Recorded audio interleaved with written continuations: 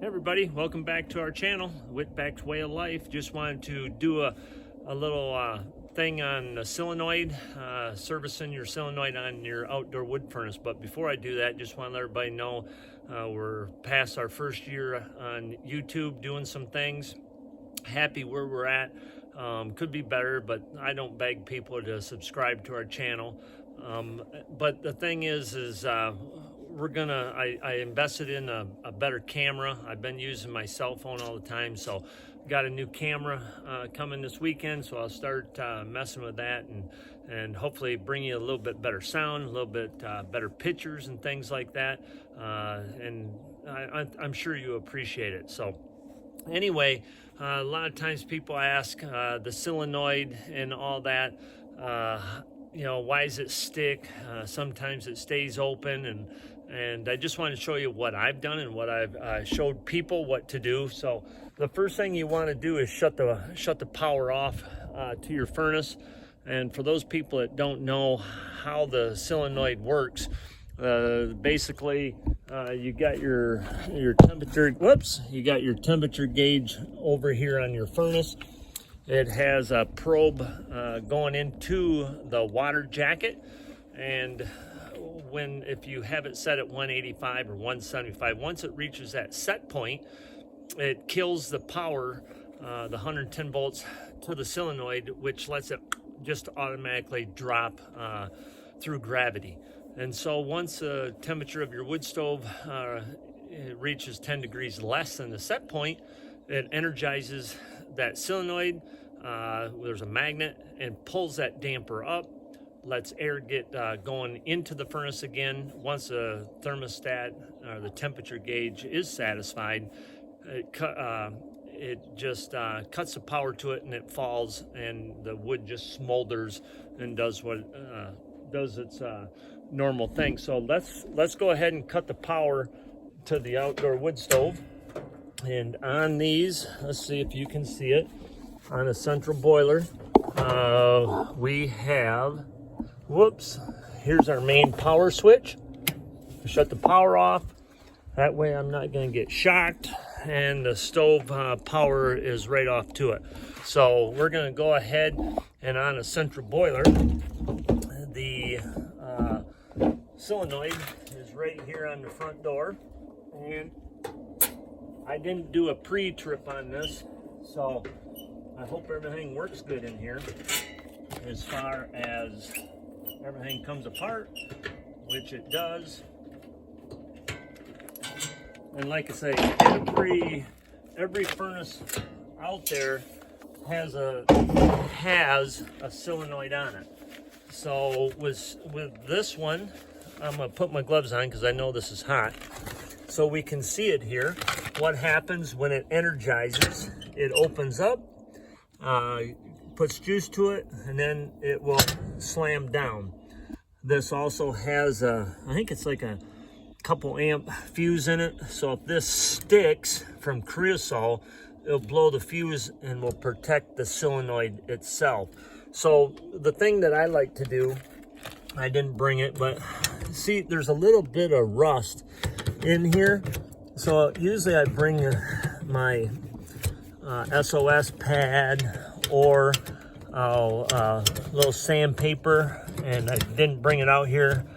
And I put that and just shine that up a little bit, because what will happen is if there's rust on that, this is going to sit here and it ain't going to make a good connection. It's going to vibrate and make a lot of noise. So let me grab a rag and see how this goes. So I just want to clean it up a little bit.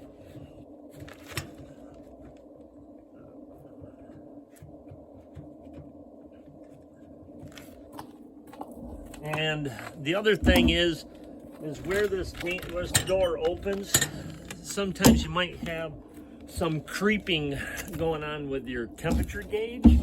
And usually what that creeping is you want to take a putty knife and clean the face of this where the damper door seals against the furnace.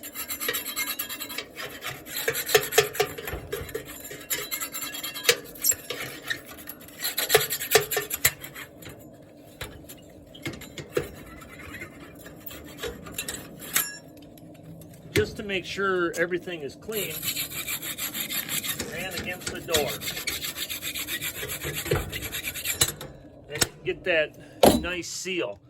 The way you can check if you got a good seal is at night, take this off, open your door, hold a flashlight on the outside, look from the inside out, and if you see daylight, you know you don't have a good seal on that door.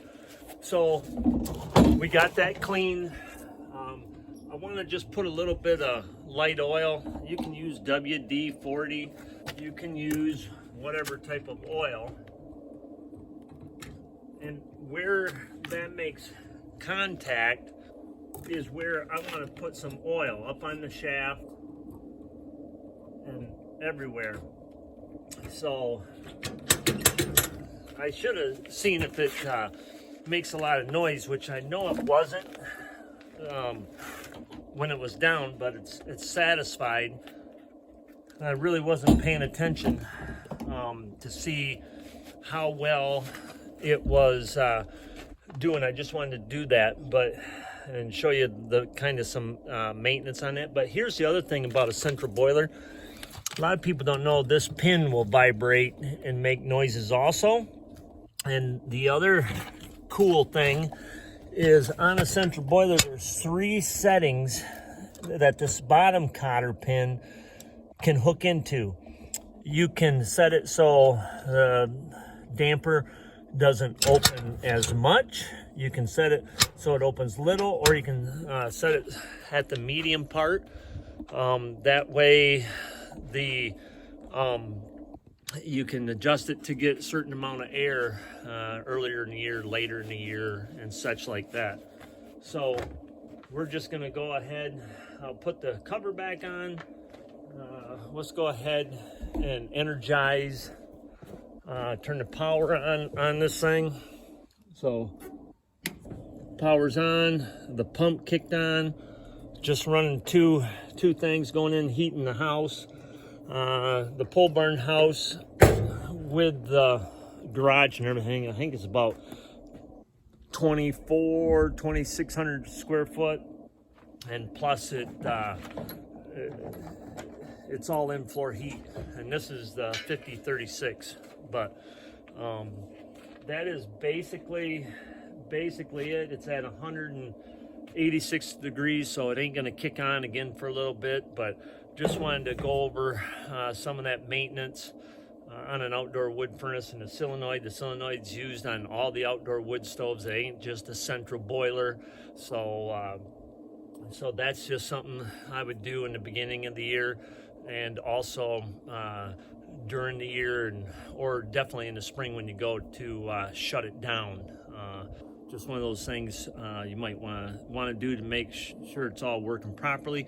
And also scraping around that damper door, making sure there's no creosote.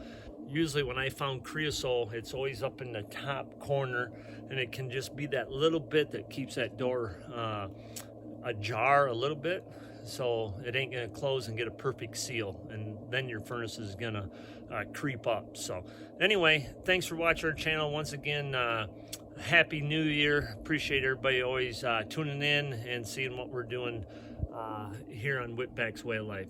God bless and have a great day.